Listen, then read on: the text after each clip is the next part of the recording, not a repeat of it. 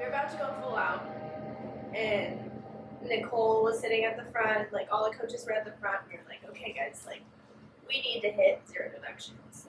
Like jams is our last opportunity to get a bid. We need to do this. And all of a sudden, the pages on the mirrors started moving. It made no sense. All the doors are closed. There's no fans on. We practice in a box. There's no ventilation in that gym. That full out, we hit 0 deductions. Alright guys, like let's get set, like let's do another one. Let's see how it turns out. Even before we started, Nicole and Jace were at the front of the floor. And he looked at Nicole and he's like, they're gonna do it again. We did. We did it again. We did 2 0 deduction routines in a row. Alright, let's go. Like, it was hard to sleep that night too. And I did dream of him. And it was the one and only time I've dreamt of Kenrod. And in that dream, I don't remember what was going on, but he appeared and he kind of symbolized light, and he gave me a locket. And I don't know, there was nothing in it, like they said. He just gave me the locket, no words, disappeared, and I woke up. And that was the one and only time I've dreamt of him. But just him giving me a light. That's crazy. That's fucking crazy. Yeah. Like routine, like we're like thinking about it. Visualization. Yeah, okay, when we were doing that, I remember like he was crying. We went backstage, we were going to watch like one of the CheerForce teams that were going on, so he was like tearing up still, and I asked him, I was like, Kenrod, like, are you okay? And he was like, yeah, I'm fine. Like, he would always just like have a smile on his face when like he was like not fine, just say that he was fine. And I was like, are you okay? He's like, yeah, I'm fine. And we were like gonna go on the stage, like we're like standing like by the side. And I remember just like seeing him like by the curtain, and he was just like praying.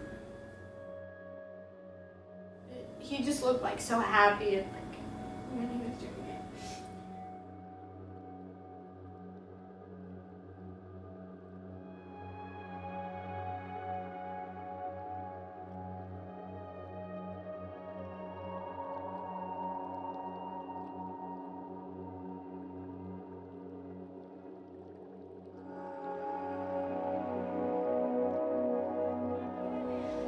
The coaches had decided, we always do an inspirational for Infinity. It's from the coaches, and we just talk to them, and some of us wish them luck, some of us give them a quote, some of us go through their season, some of us just pep talk them, but we talk to Infinity. And the coaches got together and we actually decided we didn't think it was a good idea.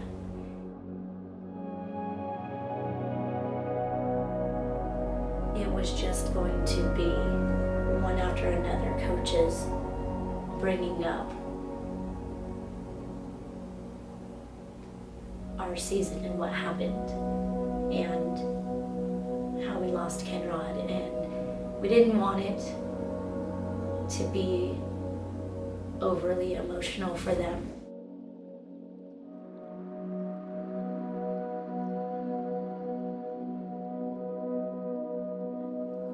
We did our normal dinner, showers, whatever, and we met in the room for our last meeting. And Ian had an inspirational for them. And again, I was so grateful that he had done that for them, because he promised that he was not doing any more videos. But I knew that this was something special for him, and he wanted to do it for them. So I think it was a perfect thing for them to watch and really take in of their season, and something that really, whereas the coaches were afraid of, I think it really did something special for Nfinity to prepare them for that next day.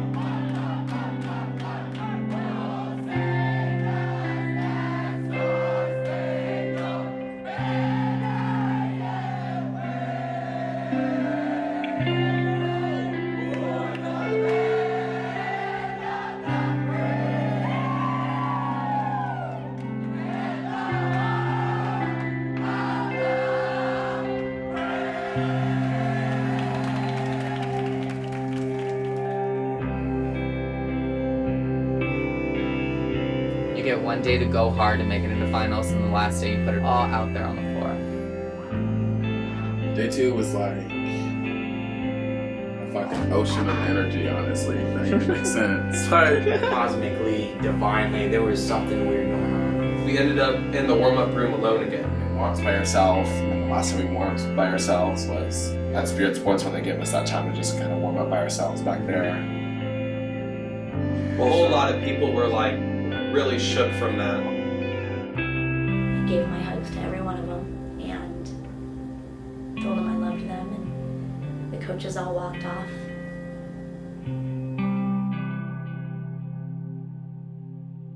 I remember kneeling down at the front of the floor, looking up and just talking to Kenrod and asking that he let them feel his presence and that he be on that floor with them, and letting him know that this one was truly, truly for him. Yeah, he was like, y'all, Kenrod's about to be a fucking world champion. And we got on the ramp, and I think that's when like I was just like looking around. His favorite color was purple, and like we looked around. Like, And then we looked up. the fucking lights are purple. He's here. That's Kenrod, and I started crying. I remember being in church when I was like in 4th grade and like feeling the Holy Spirit go through my body, and like there was a spirit in the atmosphere. Like you could feel it on your skin. Oh man, like I felt Kenrod's presence. That shit was crazy. I see Ian crying, and he tells me, he was like, we're about to win worlds. That was insane. Like, something happened. And there was something. I feel almost unstoppable, or like inevitable would be the best word.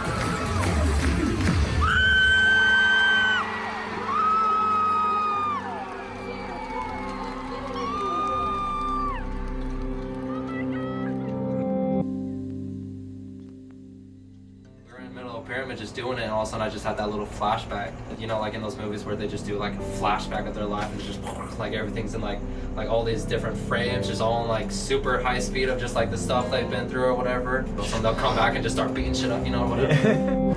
I finally found like the thing I was looking for. I feel like I found like my family and like a home I can always go to. And I just couldn't take him anymore. And to just give me that strength to just come and find that for me. Even if he was having like the hardest day, he was always able to just push that behind him, because if he could put a smile on just somebody's face that day, his day was made. He found his own happiness in other people's happiness, and that's just what he lived for. And I know just his dramatic self is just up there, just telling us all to just stop crying. And then he would probably just say something like "Enchanté" or something like that. But all I kind of wanted to say was, I love you, Kenrod. I love everybody here. And all I can just say is like, thank you all. And thank him, because without him and without him helping me, I would have never found you guys. And yeah, that's all I gotta say. Alright, love you, we're glad you're here. Moving down here, being depressed, meeting everybody, finding a place to live, struggling finding a place to live and paying for it. Kenrod passing away, doing practices, you know, team bonding stuff, like all like the family I've made down here, it's just all just hit me so like a brick wall. That was definitely really emotional because, you know, it's the last time performing with your team, and that team was like so special. Like, we were so together that like it was weird imagining the season ending. Let's hear it for Top Gun!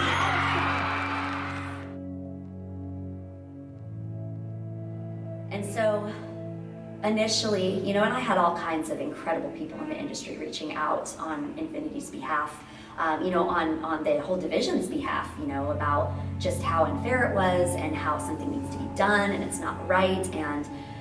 And so that definitely added fuel to where I felt like, okay, I'm not alone. You know, I'm not just imagining that this isn't okay. I'm not just imagining, in addition to the fact that watching all of my kids and coaches and parents and everybody took it like a champ, might I add. Our kids, they could have been so immature. They could have been so petty. They could have reacted, especially in this day and age with social media. They could have gone on there and just been brats. You know, I was bitter, but I was also grateful because I've never even gotten top 3 at Worlds. So in my mind, to walk away with a silver medal, hey, I thought it was pretty fucking great. It wasn't what we wanted, but you know, just being grateful to be able to see a silver medal. And we all knew Kenrod was going to be a world champion. Did we know the results were going to end up like how they did when we all got to go to awards? No, but something still deep down inside of us said we made him a world champion. And like, I didn't need a medal or a ring or anything, just because that feeling is so special and no one gets to experience it unless you're part of this. I was at ease, not gonna lie. Like, even though we got second and it sucked, I was just like, almost to the breathing point. And finally, we're done with cheer, don't have to worry about it anymore. All I have to do is just go home, pack, go home, and just breathe. Everything was so taboo. When we went into Jostens for the award ceremony and everyone was sitting in the stands and you were just sitting there, and I will never forget looking at you and that look of just defeat, that look of despair, really, of it doesn't make sense. It doesn't make sense. It couldn't have been for nothing, and I could just feel your pain. Being a co-coach with you, I know that you're usually the one who, when things don't necessarily go the way we would love them to, you're a lot easier to let it go, and you're a lot easier to say, well, I guess it had to happen that way. And I'm not. I'm always the bitter one. I just feel like this one time you were right there with me about how it wasn't right. Knowing that 24 athletes were stripped of the privileged moment of being crowned world champions just breaks my heart. Kenrod's moment. Like, that wasn't right. It wasn't right. We've been going through so many changes with the varsity score sheet, and like we added in drivers last year, and we've done so much to make sure that stuff like that doesn't happen at minor competitions, and it happened at Worlds. There was never an argument in my mind of they didn't deserve it that day. Yeah, the argument came into play that there shouldn't have been a day 2 because of day 1. You know, if it would have been reversed day 1 and we would have fallen down and had all those deductions and not made it in, we wouldn't have deserved to be in day 2 either. So, you know, and again, Top Gun, incredible. I'll say their name because they're amazing and we all know who I'm talking about. Total respect for their program. They are incredible.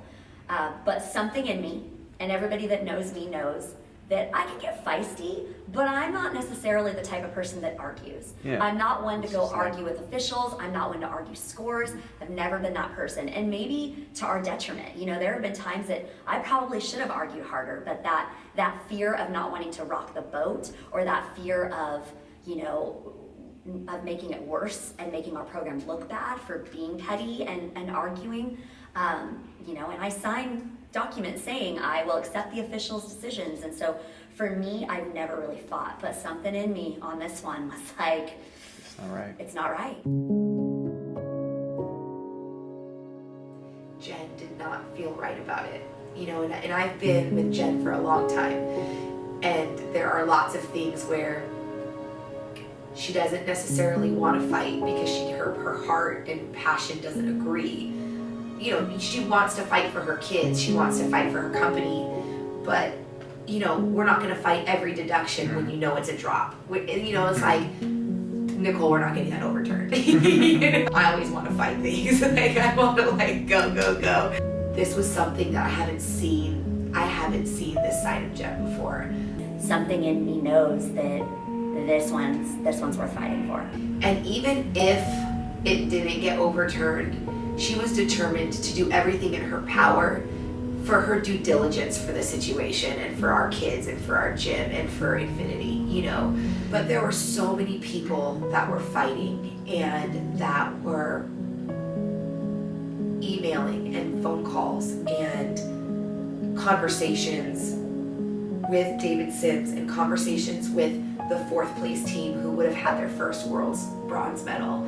And everybody was kind of pulling together for this kind of fight. I know that they had their own reasons, obviously. You know, everybody, the 4th place team wanted their first World's medal, and David Sims wanted his team to get the gold, you know, to represent.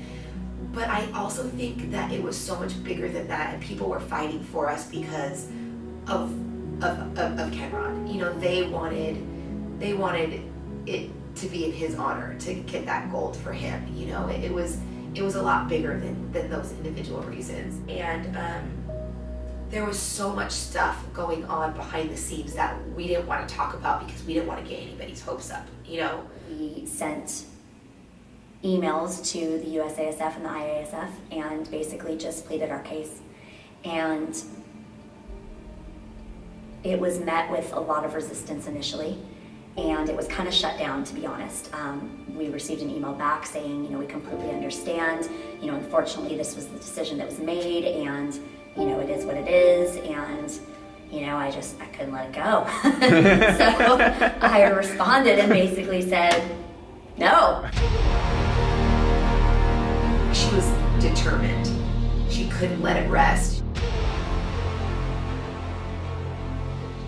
And in the email it said, you know, you signed saying that you will agree with the scoring.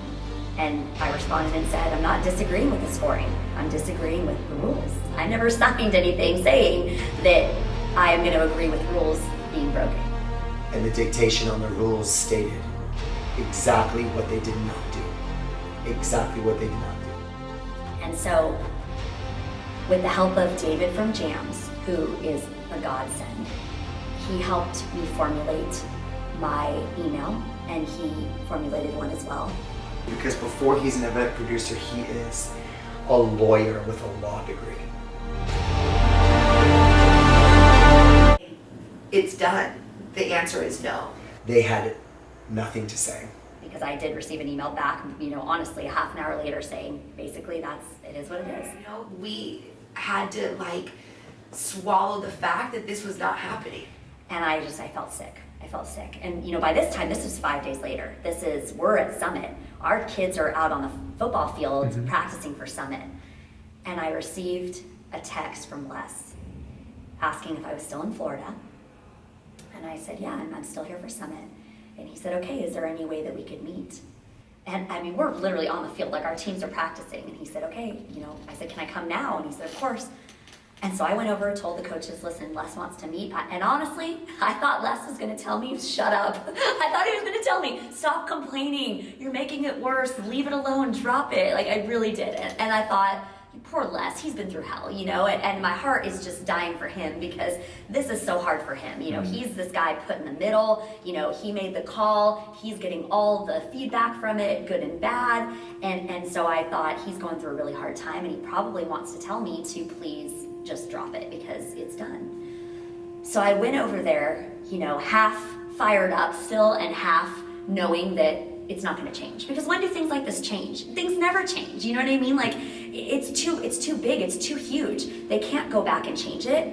How can they go back and change a world title? It's not going to happen. And it's I had 1% hope and 99% accept the reality. So I went over there, not terribly optimistic, just kind of not really sure in how I felt. And because all the coaches were on the field coaching the teams, I went by myself.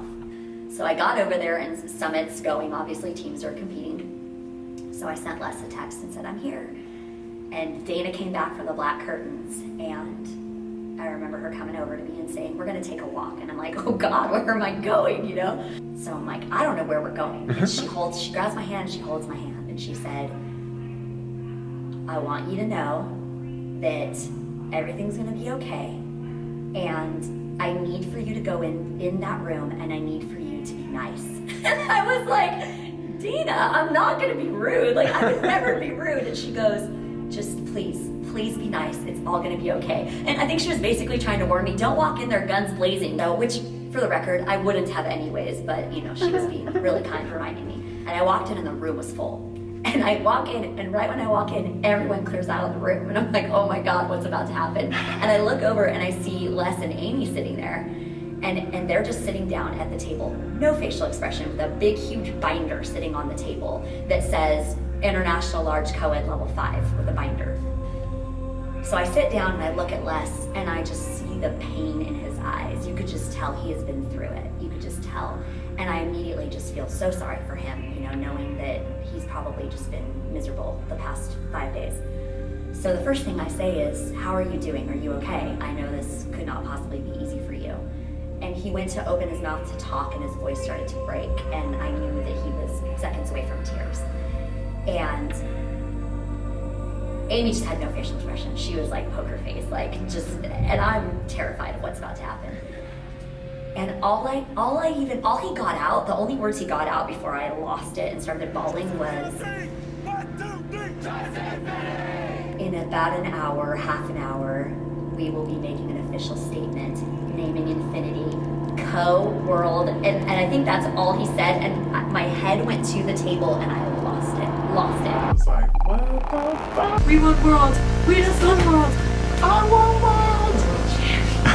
Super excited. Mom, we want world. Mom, the reason you should lie. You need your inspiration right now. You're teaching your heart, guys. I was cutting key lime pie at work. I was working. I was working at stupid Chipotle. Mitchell actually ran from the house all the way to my workplace. We're world champs! And I was just kind of like pouring something smoothie like. I was at school, I was at lunch, and Caleb called me. Sitting at the movies watching Avengers when I looked down at my phone. I was freaking out, but I was at school, so I was like silently freaking out. And it was like the craziest thing because I couldn't scream for my excitement. So I was like, and then lunch was almost over and I had PE and I couldn't bring my phone out. I was like, I walking around like, oh God, like it's crazy. You know, I was like one of the last people to know. Don't get me started about that. I remember going back to the room after Jen told us all. And I was like, well, I have to call Caden. FaceTimed him and he didn't answer, and I was like, okay, he's probably at work. So I texted him in like all caps. I was like, this is urgent. It was Caden, and like Anna and Andrew, and like all the kids were in the back room. And Caden just had that grin on his face, and I was just like, okay, what is it? And he was like, guess what, Caden? And I was like, what? He was like, you're a f***ing world champion. Like my heart just dropped, and I was like, are you kidding me? Like at first I thought he was just f***ing with me, and I thought it was just Anna in the back just being like, let's f*** with Caden, you know? Like let's FaceTime him and tell him he won Worlds, but we didn't. I was like, bro, if you're playing with me, tell me right now. If not, I'm about to get real happy, and if it's false, I'm gonna f*** you up. And he was like, I'm dead serious, and Anna was in the background, and he was like, so how does it feel being a world champ? And I was just like, oh shit. And I was like, how? Like, how did this even happen? And Ken was like, don't even worry about that. Like, we'll talk to you when we get back. And you know, like, I like hung up on him, and I was just kind of sitting there. I was just like, oh shit, you know? I had like an hour left of my shift. I was like, yo, I'm going home right now. I was like, I'll explain it to you later, but all you have to know is I have to go home. And he was like, well, you're supposed to cover. I was like, look, this kid, he's got me. Whatever, I'm going home. I blacked out and dipped. I was like, I'll text you later. Just like, I'm going home and I'm just blasting music in my car with my windows down. I'm just fucking like screaming, just like, are you serious? Like, oh shit, like just super hyped. And I just get home.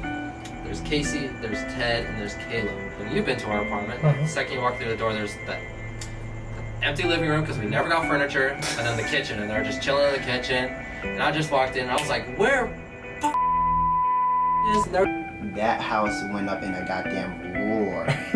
Literally. Austin's just screaming in the bathroom. Yeah, that's where he was. He was taking a poop in the bathroom, and we were hearing him in the bathroom just... I just feel like my heart fell out of my ass. I was just... I remember us blasting our music and just in the living room, just like dancing and jumping up and down and running outside and calling my mom like, I fucking finally did it.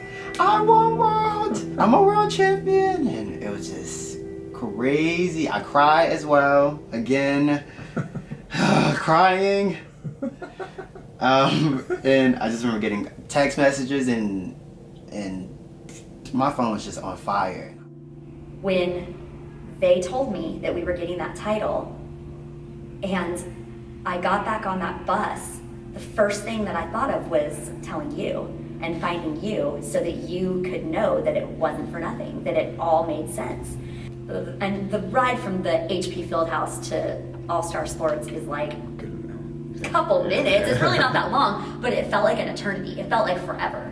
And Raquel Good was on the bus ride back with me, so I had to tell Rocky. And so, because I couldn't hold it in, and I had to hold it in because Les told me I had to wait till it was officially announced. So I told Rocky, sorry Les, I had to. And she's bawling hysterically, and we're crying on the bus. And you, of course, being you, still had your team out on the field, even though everybody else was done. So Ferocious was still out there practicing, thank God, 2 hours later. You guys were practicing with them for so long, but I was like, waiting forever. I was like, wait, Mom, I just want a picture with Ella Grace. And so we were waiting. Oh, so long. No, whatever. It was... They're fine. I pulled the handful of you in that were still there. I think there was like 11 Infinity team members still there. I made up some excuse about how I needed to talk to them about something. Walking up to our room, Jen goes, Brady, I need you to come back down to the football field. And I was like, are you fucking kidding me? And then she said, we just need to have a meeting. It's 100 degrees outside. There's like 97% humidity, and I don't want to go back. And I was like, ha ha ha, like have fun walking back in that heat. And then she looked at me and Sal, and she raised them damn eyebrows. Like, and Christian and Sal, you two come too. And I was like, well, I'm not working. Like, I'm not cheering. What are you talking about? Like, excuse me. Like, I'm not on a Summit team. Like, I'm just here vacationing.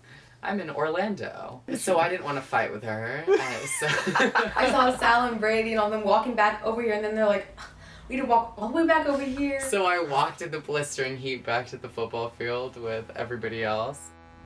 When I pulled you guys in, and I said, in the great words of Ian Richardson. In the words of Ian or something. Just watching Shade be so excited. Watching Tori arms up and just yelling, and Ian, of course, head down because he knew. Ian's very smart. He has good visions sometimes. All the time, every time. And just seeing the pure joy on Kaden Bennett's face when Jen said those words. Just made everything right.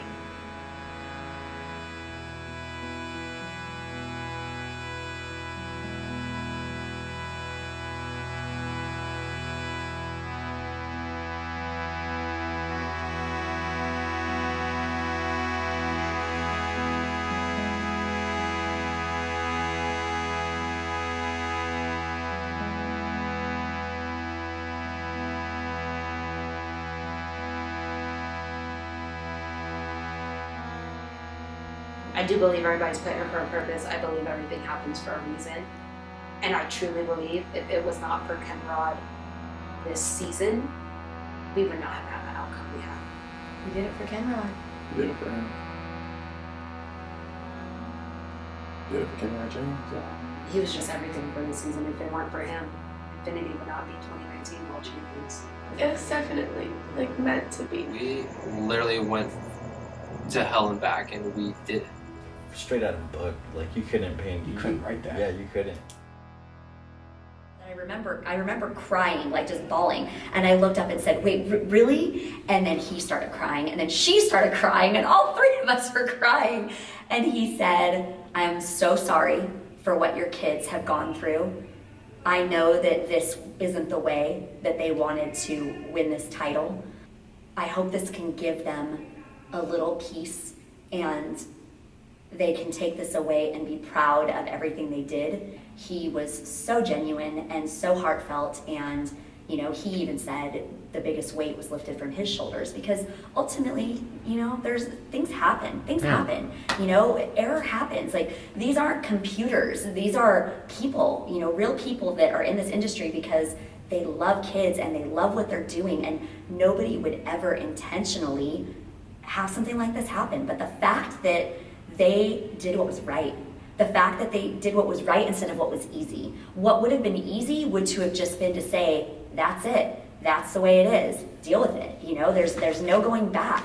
And not that I had lost faith in the industry by any means, because I believe in our industry wholeheartedly, but it restored it tenfold. Like, it made me realize that there's correction. That you can make mistakes, and that there is correction, and that there are people that are willing to stand up for what's right. And in that moment, I was just, I mean, I was proud of myself for fighting, but it was more, I was proud of my kids and my coaches for being worth fighting for, if that makes sense. That is beautiful.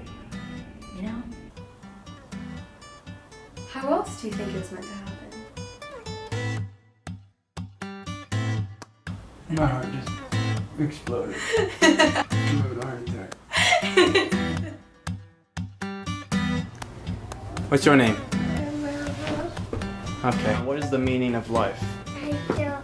Come on, that's an easy one. The only person that was stressed was Caleb, because he like pulled his hamstring. The trainer was walking by, and he was like, Caleb, you better get off that table because I don't have anyone to replace you. And I told Anna the truth about my knee. She was the first person I told. I told everybody that I had minor tears in my ACL, which were true. It was split in half, but I had minor tears on one half of it. And then they told us not to tell anybody, and I immediately called Marshall. We called Marshall, Steph, who else did we call? We called everybody. How am I not going to tell my team? And then that was gonna be the end of it. Of course, out of all the fucking people in the universe, Jen walks in the elevator. I'm kind of pissed off. I'm kind of proud. I don't know whether to hug you or slap you. I was like, you can give me a hug. I don't want to get hit. First thing I did when I went home, 2019 World Champ. Yeah. In the bio. Yeah. I look at my medal every day. When you tell the story to other people, their first reaction is, Are we just gonna ignore this? It's on your guys' website. that sucks. You guys, that moment was taken from you. But I don't feel like that. Like, do you feel like? I just feel to be a world champion. It's really cool. Yeah. You hesitated. You hesitated. I don't know. It doesn't feel real at all because, you know, we didn't get announced like at the competition. Like, it's fine, I don't care. But that would have been really cool. So I want to do that in the future. Do you feel like less of a world champion? I feel like a little bit. When you found out, you didn't feel good about it? Not exactly, no. You didn't feel excited at all? No. You first time world champion, you didn't feel good about it? Yeah, I didn't feel like I deserved the title. But I was happy that everybody got the feeling of winning worlds and being a world champion, of course, you know. So. Nothing you did different day 2. Everything you did the same. Exact same performance, exact same everything. Just. Yeah, that's true. Right? Yeah. Yeah, I would have been excited to win on stage. Like, I don't know, I would have loved to jump up and down and cry for the first time after winning a cheer competition, you know? And watching America's Got Talent last night when they ring the golden buzzer and like confetti flies everywhere, watching all the kids jumping down and cry, I was like, I wish I related. Like, I have the title, but I still have to put in a work of season where day in and day out I am a world champion and win it on stage, which I'm very excited to pursue though, you know? I've hung around this place too long. It's time for me to be moving on. Moving on. Yes, it is. Got no regret. Ain't nothing gonna wrong. It's just me following the line that the stars have drawn. That's why I'm in the wind. That's where you'll find me. I'm in the wind, long, long gone. Let me tell you, a new day begins where nothing binds me. I'm letting go of all that's ever been. I'm in the wind. Hey, Kenrod, it's Ian. It's day, whatever the fuck day it is. It's the Friday after Worlds, and we won, man. We won, so I don't know, I felt like I should tell you, and that's right. And it's not the same as, you know, that moment, but it's what it was supposed to happen. I feel complete. Thank you, buddy. Thank you for this. Thank you for this whole experience that you gave me. We did it for you, man. Rest in peace.